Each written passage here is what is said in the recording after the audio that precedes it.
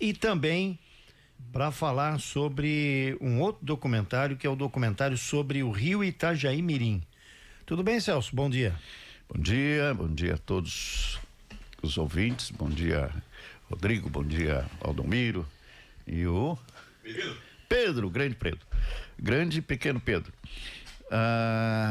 Bom, primeiro de lei dizer que o documentário era para ser lançado dia 1º, né? Então, a pedido do colégio, né? Em vista da entrega dos boletins lá na época, lá no colégio. Na escola.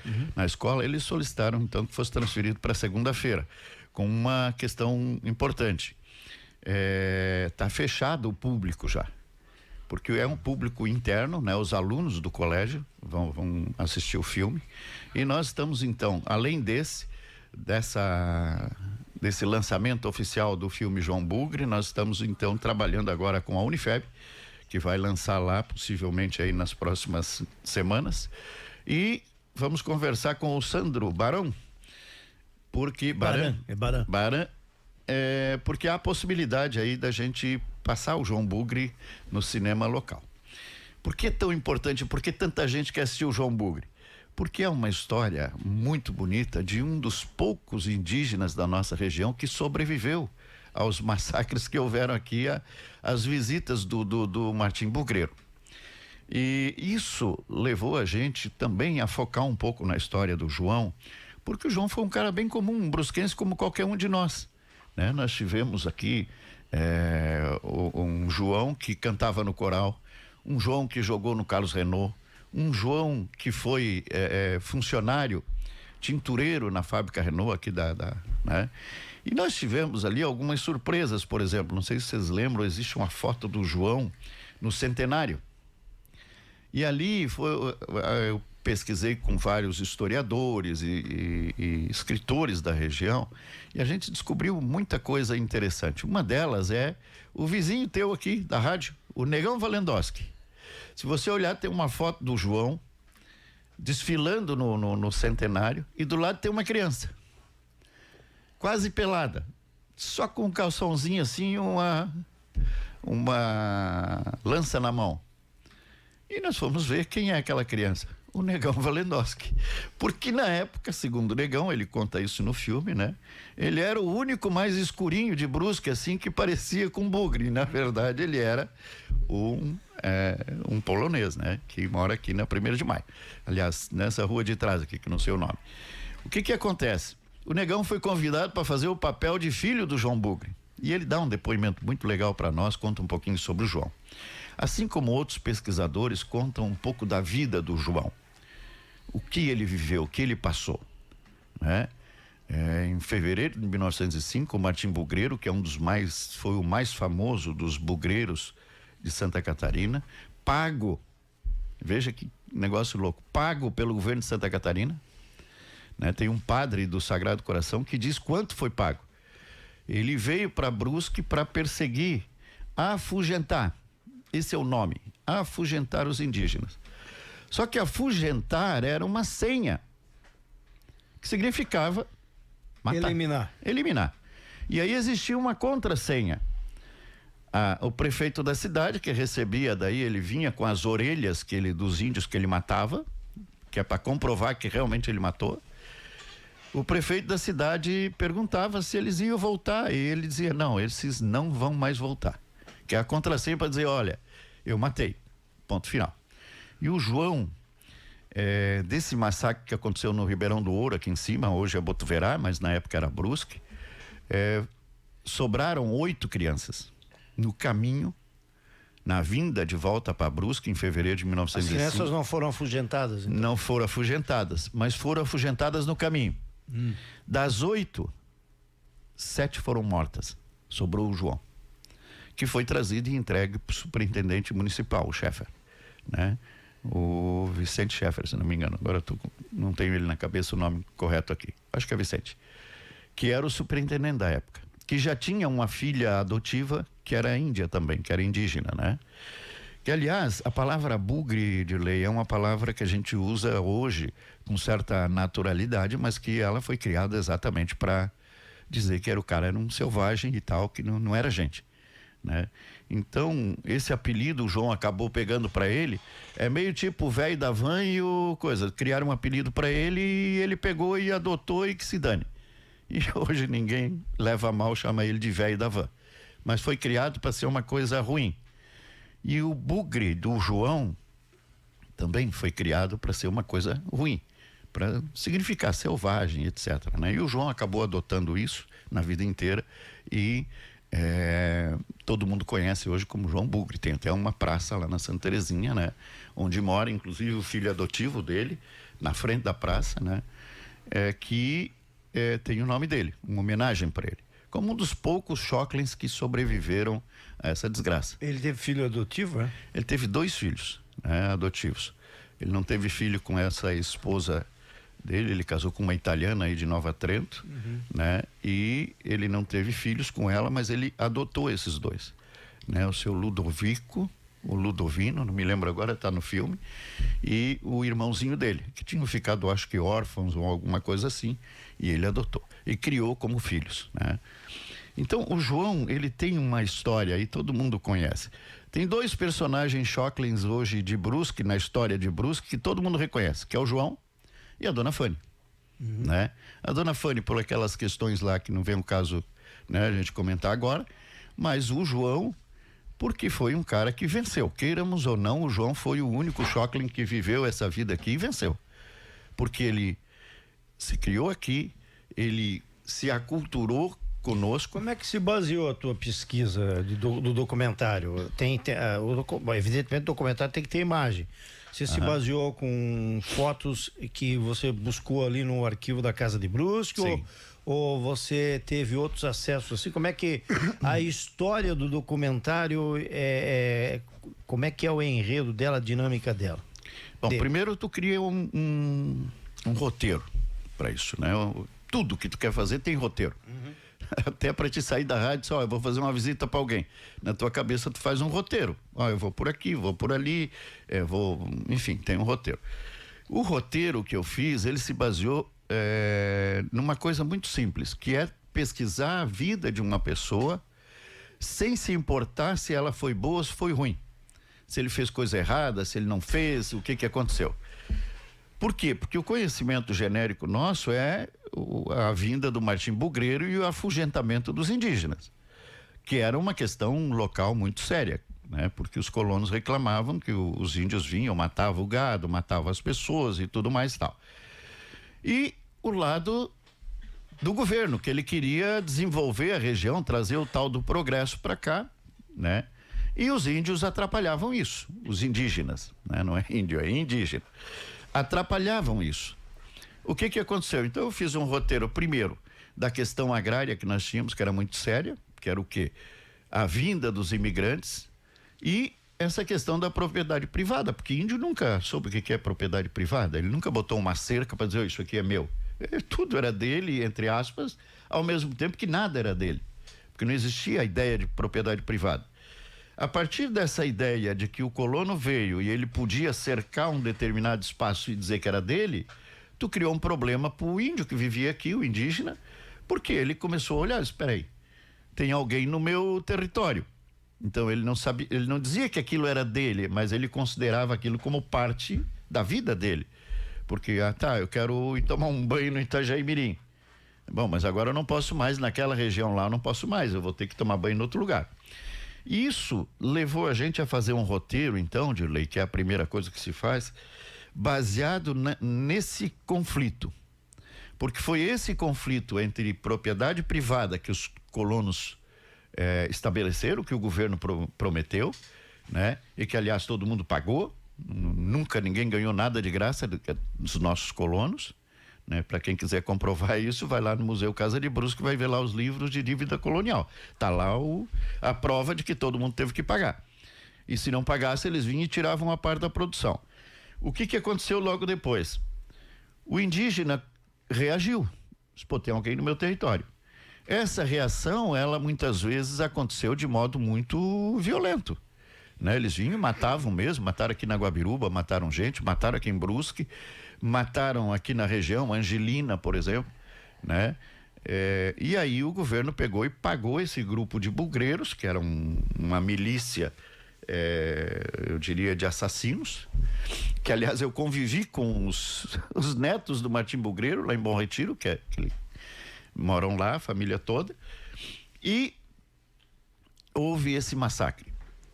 Dizem que ali mataram 80 indígenas, né? Mas, na verdade, já seriam 87, porque mataram as 7 crianças também. Mas tem quem diga que eram 200. O livro do Padre Eloy traz uma informação que pode chegar a 200 pessoas mortas naquele massacre. O que se configuraria o maior massacre da história da nossa região, né? E aí, com esses dados, nós fomos buscar, porque cinema não é que nem fazer um livro. No livro tu pode tens que botar fotos da história mesmo, tal. Tu não pode trabalhar com parecido com. Já no livro, no filme, não. Nós fomos lá na Cinemateca Nacional, nós encontramos, por exemplo, imagens de pequenos indígenas com as mães, tal, e a gente começou a montar aí. Eu não sei, até eu mandei aí para ti, pro Valdomiro ali, eu acho que foi algumas imagens inicial ali do filme, né? E que ao longo do tempo, então, nós fomos buscar essas imagens, resgatamos isso e trabalhamos isso como no cinema. Nós conseguimos arrumar aqui, se não me engano. Essa é do Rio, a outra é a Valdomiro. Nós conseguimos ver aí, por exemplo, mais ou menos 10 imagens diferentes do João. A mais conhecida é aquela dele olhando para trás, assim como se ele estivesse andando. E aquela imagem nós trabalhamos. Tem uma ótima imagem do casamento do João. Olha lá, Dirley, ó. Nós conseguimos resgatar no filme boa parte da vida que foi feita na época, né? Desses indígenas, como eles viviam, tudo mais, né? E a chegada, então, dos colonos, né? Isso tudo nós resgatamos com filmes antigos que nós tínhamos ali. E aí sim, a partir daí, imagens do João, aí verdadeiras do João, né? Porque naquele início ali nós pegamos uma imagem fictícia que parece com o João, mas nós não sabemos se é do João. Tem se tu conseguir rolar aí no coisa, vai aparecer o vídeo do desfile do centenário. Eu acho que é interessante passar ali, inclusive com lá quase no final, o Valdomiro. Junto à entrevista do nosso amigo Negão Valendowski. Negão Valendowski. E o Negão conta, e aí tá, Dirley, uma coisa que aconteceu com o filme, que eu fiquei chateado pra caramba, e não vou revelar qual é que é a instituição, mas ela tão logo soube que nós íamos lançar o filme, ela ligou e queria passar o filme nessa instituição. Eu fiquei super feliz, fui lá, fiz uma visita e tal, não, tá aqui, mas nós gostaríamos de uma prévia do filme. Eu nem imaginei que alguém podia censurar o filme. Mandei uma prévia. Ó, ali tá o Negão, ó. Olha lá. Aí, ó. Aí tá o pequenininho. Esse aí tá o Valendowski? Esse é o Negão Valendowski ali, ó. Olha. A figurinha. É bem parecido com o João Bugre mesmo. Com o João, Colocaram um cabelinho pros lados assim, pra fazer meio índio, né? Mas ele diz no filme, ele disse, olha, eu passei tanto frio, porque o João fez uma roupa ali, porque era agosto, pô. Agosto é frio pra caramba em Brusque. Diz ele que ele tremia que nem vara verde, porque a mãe dele só fez esse calçãozinho ali pra ele, deixou ele peladinho. E ele branquinho que nem ele era, só que ele era o mais pretinho dos poloneses, né? O que aconteceu no meio do caminho ali, para as fotos que deu a entender para essa instituição, foi o seguinte: nós retratamos o João nessa imagem ali, não dá para ver diretamente ali. Ele tá com um relógio de ouro no pulso, porque ele se orgulhava muito desse relógio. E aí a instituição mandou um feedback para nós, dizendo que ela não queria passar o filme mais, porque o filme ideologicamente estava errado para o que a instituição queria, porque nós humanizamos o João dizendo que ele estava com um relógio de ouro. Tu vê se uma imbecilidade dessa? O que tem dele ter um relógio de ouro? Ele trabalhou, ele pagou pelo relógio dele, ele viveu uma vida normal, como nós todos. Ele faleceu com quantos anos, o João Bugre? Ele faleceu, acho que com 60 anos. Em 1960, na verdade. 60? Que ano que ele faleceu? 1960. No ano do centenário. 62. 62. Ele teve uma situação muito grave aí. É um acidente na fábrica, né? Tanto que daí ele saiu da fábrica. E esse acidente matou ele ao longo do tempo. Ele morreu de tétano. Por quê? Porque ele trabalhava naqueles coxos de tingimento ali, que aquilo era soda pura, era um negócio brabo, né? O que aconteceu? Um coxo daquele virou e queimou ele todo, e queimou um Mafra também. Eu entrevistei no filme o neto desse Mafra, o Pedro Mafra, Pedro Paulo Mafra, acho que vocês conhecem. O que aconteceu? Aquele troço arrancou tudo isso dele. Por isso talvez ele não teve filho, né? E ele, com aquilo ali, ele ao longo do tempo se tratou e tal, mas isso não adiantou, ele acabou morrendo por causa daquilo ali, deu um tétano completo e matou ele. Assim como matou o outro lá, né? Nós contamos no filme, Edilei, uma história, Rodrigo, do quanto era perigoso trabalhar na fábrica. Contamos a história de um dia de cão que aconteceu na fábrica, morreu 3 pessoas numa paulada só. Naquele dia, que o quanto isso na época não tinha essas coisas do trabalho, lei trabalhista que dizia que o cara tinha que botar um capacete ou não sei o quê. O cara entrava dentro de uma caldeira para limpar, daqui a pouco alguém fechava a porta, jogava água fervendo, cozinhava o cara lá dentro, como aconteceu ali, né?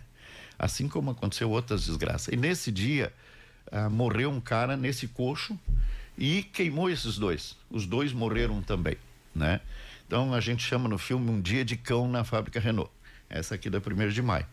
Então essas são algumas nuances do filme do João Bugre, né? E que, se Deus quiser, aí na próxima semana, segunda, nós lançamos ele lá no Colégio Silveira, né? Que infelizmente já está fechado o público, que é o público interno. Mas nós vamos ter durante a semana e nas próximas semanas nós vamos ter mais apresentações deles, que a gente vai convidar a comunidade para participar, porque é uma história extraordinária. Estamos voltando aqui com o nosso convidado, o Celso Deutscher, que está falando sobre um documentário que será lançado na segunda-feira, o João Bugre. Valdomiro da Mota. Vamos falar sobre o Rio? Ele estava falando dentro da sua linha, ele tinha uma... Então deixa, você ia concluir ainda um pensamento sobre o João Bugre? Então deixa ele concluir o pensamento. Então assim, ó, eu sei que muita gente vai perguntar para vocês aí, onde é que eles vão poder ver o filme. E era tá uma bom? pergunta que ia fazer, justamente. Então nós vamos ter agora segunda, que é um público fechado, já está fechado, eu não posso mais levar mais ninguém lá no colégio, o lançamento, né? Porque é um projeto do colégio, né? Professor Zuco, do diretor, da direção lá, né? E nós vamos ter, possivelmente, na Unifeb, né? Ontem tive uma conversa boa com o professor Ricardo Hoffman, do Centro de Direitos Humanos lá, porque quer que o filme vá lá. Vamos ver, então, como vai ser. Mas agora o Rodrigo deu uma saída que eu acho que é muito interessante. Rodrigo? Que é o quê? Eu vou disponibilizar o filme, Rodrigo, para ti lá na TV Brusque, porque eu acho que é uma maneira da comunidade toda tomar conhecimento disso, porque ela vai estar no YouTube, mas nem todo mundo gosta de assistir no YouTube. Então nós vamos disponibilizar o João Bugre e os outros documentários que nós fizemos. Eu tenho hoje 8 documentários só sobre história de Brusque, que é um programa às vezes bem legal, como esse que nós vamos falar agora em seguida aí, que é Nós e o Rio, onde eu reuni um grupo de pessoas da cidade, historiadores, de pesquisadores, etc., de pessoas que têm carinho pelo Rio, e nós fizemos um documentário sobre a relação nossa com o Rio. Então, Rodrigo, eu conto com isso. Sim, e o ouvinte que está lá, pode assistir na TV Brusque, vai assistir o documentário João Bugre. Os horários lá vão passar sim. Porque de repente escolhe um horário, a gente faz até uma divulgação disso, né? Que eu acho que é importante. E é importante para a cidade conhecer a sua própria história. Eu tive uma decepção, para vocês terem uma ideia, fui num colégio, porque eu queria levar o filme para o colégio. Porque ele foi feito, a gurizada tem que aprender isso. Cheguei lá no colégio, a diretora olhou para mim e eu falei, é o João Bugre. Ah, aquele que matava bugre, né? Eu disse, meu Deus do céu, a diretora, não pode? Eu disse, a senhora é de que área? Eu sou de história, né? Sou que nem o senhor, professor. Não creio. Daí eu disse, mas professora, o João Bugre é o sobrevivente do matador de bugre, que era o Martim Bugreiro. Senhor, desculpa, eu confundi. Mas tu vê, não foi a primeira, teve outras, né? Então, o documentário, ele ajuda para as pessoas entenderem a história da cidade. E entender também, veja, e não é uma crítica, mas entender também que nós temos uma multiplicidade de pessoas que veio para cá, pô. Eu sou descendente de suíço, alemão, tu é descendente de português, o Valdomiro acho que é português também, né? Tu és português, tudo português. Mas quantas pessoas não sabem sequer qual é a sua etnia? Por que ela é assim? Por que ela é negra ou branca ou é assim? Ah, não, é porque é negro, porque é africano. Nada a ver, cara. Na África tem tantas etnias como na Europa tem. Na verdade, né? Nós somos uma mistura, né? Uma mistura. Tu pega os Jinok, eles são Benguela, que é africano, mas é Benguela. A etnia deles, como se fosse assim, não, é europeu, mas é alemão. É uma etnia. E por aí vai. Então, conhecer a história da cidade. E nós fizemos esse filme, Valdomiro, sobre o Rio, nós e o Rio, para que a gente chame a atenção da nova geração quanto à importância de nós termos o Rio. Ninguém se dá conta do tamanho do problema que nós teríamos se nós não tivéssemos esse rio. O quanto nós tínhamos que cavar aqui para baixo, embaixo de nós, para nós buscar água, para nós beber. Para o dia a dia nosso, para tudo que nós precisamos aqui. O rio está dando isso. Só que o rio, ele tem um determinado ponto de ebulição. Ali chega uma hora que o pau pega, ele vem com uma enchente do tamanho do mundo para cima de nós, e ele praticamente conversa conosco. Olha, eu estou falando meio que poeticamente, mas historicamente, tu vai ver, o Barão de Chinibor já escreve uma carta logo no terceiro, quarto dia que ele está aqui, ele escreve uma carta para o governador dizendo, olha, deu uma enchente infernal aqui, derrubou tudo o que nós tínhamos feito.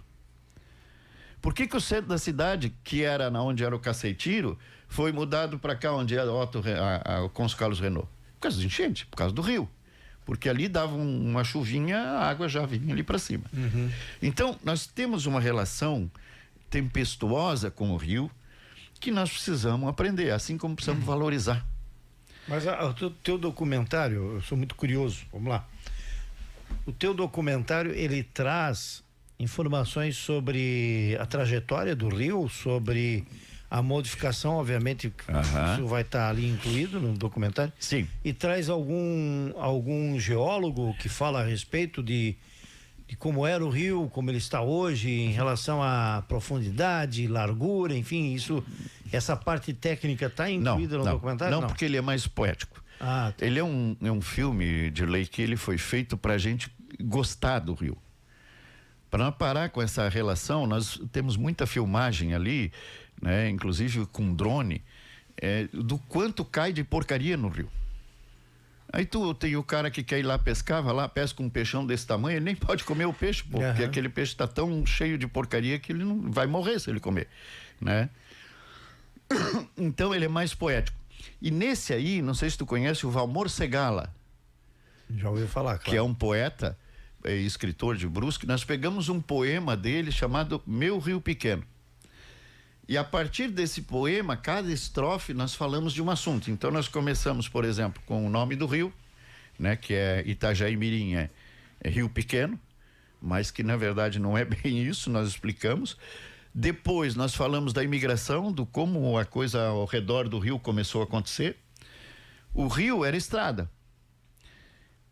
Hoje, onde está a Ponte Estaiada, nós falamos muito isso. Era o nosso porto. Ali era o centro nervoso de Brusque, era ali. Com o porto veio tudo que é porcaria aqui para cima, assim como descia tudo que era coisa que nós produzíamos via o rio, porque nós não tínhamos estrada. Então nós vamos falar do porto e da estrada, da abertura da estrada para nós poder se comunicar com o mundo. Terceiro, a questão de qual a relação nossa com o rio, que nós precisamos unificar dois municípios. O município lá de cá do Rio, que chamava Príncipe Dom Pedro, e o município lá de lá do Rio, que se chamava Itajaí. Como é que se chama? Colônia Itajaí. Quando nós unificamos isso, nós já tivemos que instalar uma balsa. Então, nós começamos a lutar contra o rio, instalando a balsa. Depois nós tivemos que fazer as pontes, etc, etc, etc. A primeira ponte, aquela de ferro, né, paga em parte pela família Hoffmann aqui, do Johann Philipp Hoffmann. que morava aqui, comprou as terras do Pedro Werner. Essa relação nossa hoje, ainda estão construindo ponte. Tu vê, construíram a ponte fantasma aqui, essa aqui que do lado do terminal ali, né? Enquanto as outras estão entupidas de gente, aquela lá para passar Ponte fantasma foi boa. Um ser humano lá, eu tenho medo de passar nela. Porque não tem ninguém, cara. Tu fica 10 minutos ali, não passa um carro, não passa um ser humano.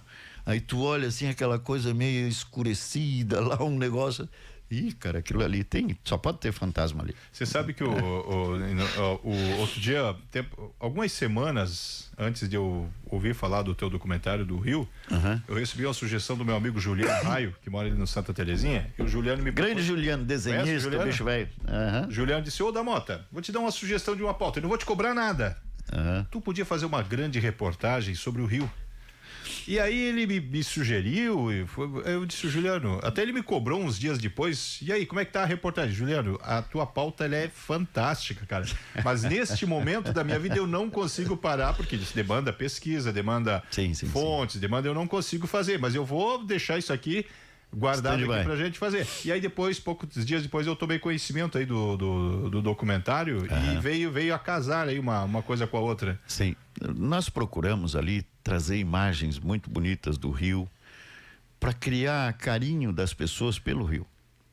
Porque, primeira coisa, tu tem que sentir o Rio como parte da gente. Então a poesia não foi uma coisa isolada. Sim. Nós temos a poesia justamente porque a poesia toca mais as pessoas. E o poeta, o Valmor Segala, foi muito feliz nesse poema dele sobre o Rio. E através do poema dele nós reconstituímos tudo com a nossa equipe lá do Museu Casa de Brusque, né? Que o pessoal se esmerou lá, a Luciana, todo aquele pessoal do Museu Casa de Brusque. Através desse poema nós conseguimos comunicar algumas coisas que nós precisávamos discutir, como por exemplo a necessidade de preservação, a necessidade de você recompor mata ciliar, porque é uma maneira de tu deixar o rio mais ou menos no tamanho. Então, nós abrimos 2 avenidas do tamanho do mundo, ótimo, a água tem maior vazão, tá, mas o que nós vamos dar em troca disso? Porque nós arregaçamos o rio, vai por mim, porque senão nós ia estar se afogando direto. No entanto, como é que nós vamos tratar a margem? Porque margem continua, a margem da beira-rio é a margem do rio, né? Por que aqui na Ponte Estaiada continua? Toda enchente chega ali, pronto, parou a beira-rio, porque ali está muito baixo. Vamos ter que erguer a ponte um pouco mais para ter maior vazão? O que nós vamos fazer? Então, nós temos que achar uma maneira, um ponto, digamos assim, de equilíbrio entre a nossa ação e a ação necessária que o rio tem que ter para a sazonalidade dele. Quando dá muita chuva, ele vai encher e pronto. Isso é como água e vinho, tá certo? Agora, o que nós vamos fazer? Adianta nós continuar só nessa de aumentar a vazão dele e ele continuar diminuindo? Hoje tem lugar no rio que nós conseguimos passar a pé. É verdade. Sem molhar o pé. Tá, isso aí não significa nada para nós? Tá tudo certo isso aí? Não, cara. Tem alguma coisa que tá errada. Nós temos que ver o que está acontecendo para o rio pelo menos ter uma vazão. E eu destaco até uma coisa que quem já foi para a Europa ou outros países aí vê, no centro da cidade tu consegue ver o fundo do rio de tão limpinho que é o rio. Por que o nosso tem que ser essa desgraça toda a vida, esse fedor dos infernos que nós temos ali, né? Olhar assim e tu vê aquela que tá saindo água das beiradas ali, daqueles canos, aquela água podre. E ninguém faz nada, ninguém diz nada, não, nós vamos tentar achar. Poxa, será que a gente não sabe até quem é que tá poluindo o rio mesmo para valer? Eu acho que sabe. Tem alguma coisa aí que não tá rolando direito. E também não estou falando mal de nenhum órgão público, pelo amor de Deus. Mas estou dizendo assim, quando é que nós vamos tomar uma atitude clara de dizer assim, nós gostamos do rio? É isso que a mensagem que o filme quer passar, Valdomiro. Por quê? Primeiro nós temos que gostar. Gostando do rio, sabendo do quanto ele é importante para nós. Eu fui ali em cima, ali onde nós catamos água pro Samay ali. Como é que chama? Ali na ETA? Na ETA ali. Tu já parou para olhar aquele troço? Aí tu olha lá em cima, onde eles tratam a água lá. aquela espuma, aquele negócio todo lá. E aí tu vê o mal que nós estamos fazendo, cara. E daí tu vê o tanto de químico tem que botar dentro daquela geringonça para poder consumir, né? Consumir. E aí tu pensa assim, bom, eu vou tomar esse negócio lá na minha torneira, mas nunca, cara, eu vou comprar água no mercado então. Saca? Quer dizer, poxa, nós temos que ter um meio termo, bicho. Hoje nós estamos numa relação predatória. Eu não estou fazendo papel de eco chato. Eu sou historiador, pô. Mas eu estou dizendo, na relação que nós temos com o rio, desde que Brusque foi fundada, é uma relação ruim. Nós temos que melhorar ela. Se nós não melhorar, daqui a pouco nós não temos rio.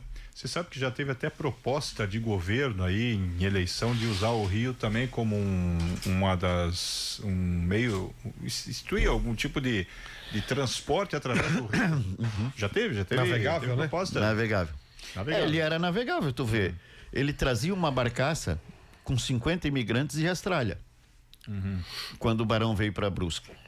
50 imigrantes cabia dentro de não é pouca coisa. Eu imagino que isso é uma baita de uma barcaça. Claro, tinha partes que eles tinham que puxar com corda porque o calado daí ficava muito baixo. Mas tu imagina, para a época, isso era muita coisa, né? Hoje tu passa a pé, como a gente disse, ó, tem lugar que tu passa a pé e não molha o pé, pô. Alguma coisa está acontecendo, não é tão normal assim. Esse é o segundo filme. E nós passamos um outro de lei que eu tinha te falado no final daquele bloco, que chama-se O Último Tamanqueiro. Esse já está disponível no YouTube, tá? O Último Tamanqueiro. É um filme que a gente fez em companhia com a Kátia Martins e principalmente, né, com o avô dela, que foi o último cara em Brusque que teve uma fábrica de fazer tamanco. Aquele tamanco tira leite. Vocês lembram? Sim. Aquele tamanco... É o tamanco do interior, né? Do interior. Colono usava muito. Né? Isso.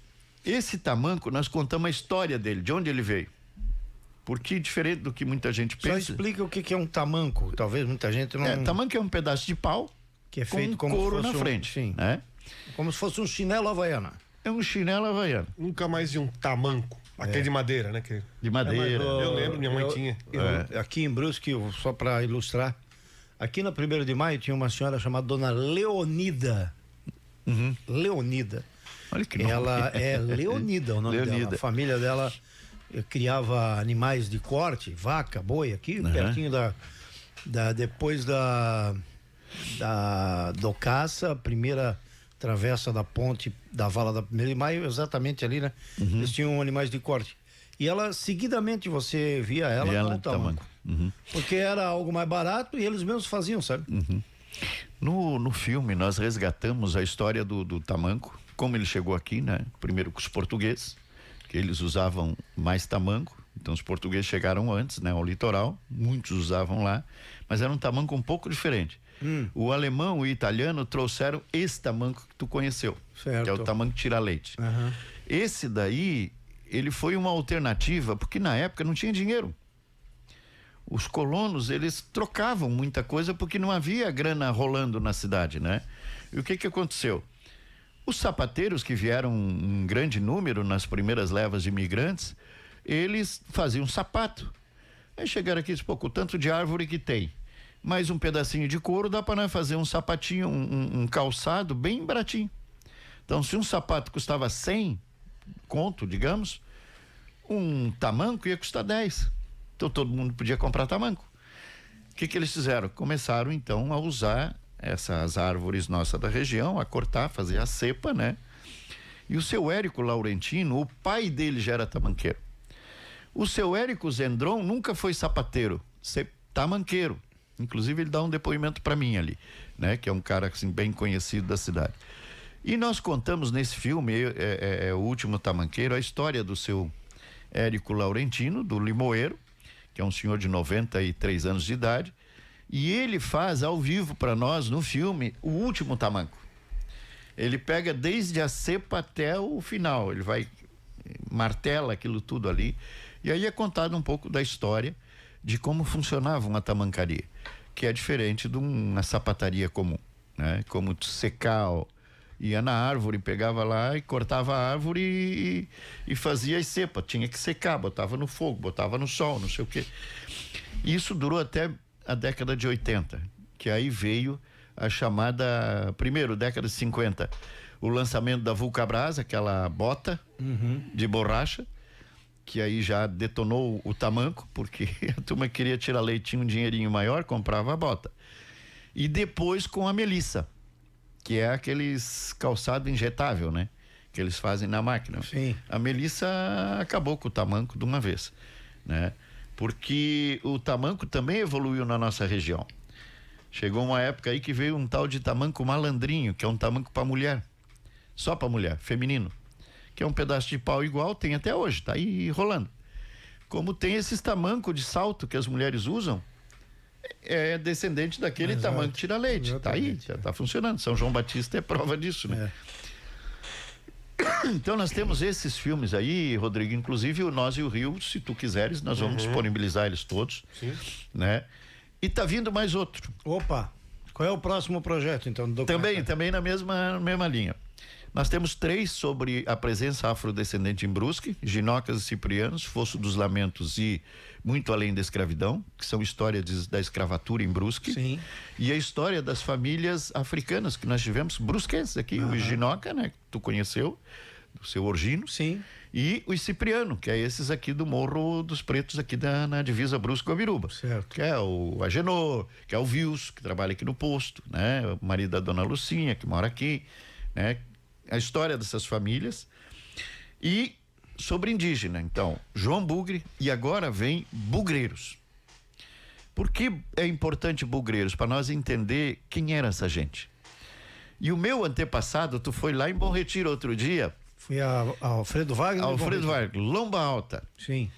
Lá morou um cara, né, um antepassado meu, que vem a ser um tio trisavô meu, que foi numa caçada de bugre com o Martim Bugreiro, e lá ele trouxe um casal de indígena que eles criaram como membros da família, né? E nesse filme, o Bugreiros, eu conto a história do Martim, do porquê que surgiu essa milícia de assassinos aí, e também um pouco sobre essa história de como ficavam esses órfãos. Então aqui em Brusque nós tivemos pelo menos um que a gente conhece bem, que é o João Bugre, que nós já fizemos o filme. E essa outra menina que veio lá. Aqui em Angelina tinha muitas crianças indígenas, né, que foram criadas naquele convento, porque uma das coisas que eles faziam era jogar essas crianças tudo nos conventos para cristianizar, né, tornar elas o tal do índio manso, né? E esse aí, nós contamos a história do Martim Bugreiro, que era realmente o cara que mais matou indígena. No governo do estado disseram para ele assim: seu Martim, disseram que o senhor matou 80 índios lá. Disse: como assim 80? Que mentira, rapaz. Eu matei mais de 1000. Sabe, ele mesmo rindo da cara dos caras que contratavam ele. E de uma hora para outra foram acusar o cara de ter matado 80 índios. Não matei 80, não matei mais de 1000. E de fato, sobrou muito poucos indígenas na nossa região. Tanto que os indígenas que nós temos hoje aqui são do Pará, são lá do Nordeste, grande parte do Nordeste, do Amapá, mas aqui da nossa região temos pouco. Temos aqui tu falou até aqui perto de São João Batista, aí para dentro, Major, lá Tigipió, Angelina ali, mas ali tem porque ali tem uma aldeia. Tem uma aldeia ali. Como é o nome lá? Não me lembro. Mas tem uma aldeia ali, exato. Que é esse pessoal que vem aqui, né, vender cestos, etc., aqui nesse sinaleiro. É isso, né? Ô Celso, muitíssimo obrigado mais uma vez por ter vindo aqui na Rádio Cidade, sempre é interessante. Nós vamos disponibilizar depois na matéria os links, pode ser? Pode ser. Não, esses daqui ainda não. Ainda não? Então, aliás, Nós e o Rio sim, mas o outro... Isso, então no Nós e o Rio depois você orienta aqui a nossa Ana Paula para disponibilizar no site da rádio para as pessoas acessarem, e depois, durante a semana, a gente vai divulgar também aí, depois do lançamento ali na escola, o João Bugre. Obrigado pela tua vinda aqui, bom final de semana, amigo. Igualmente, bom fim de semana para vocês e até uma próxima, né? Perfeito.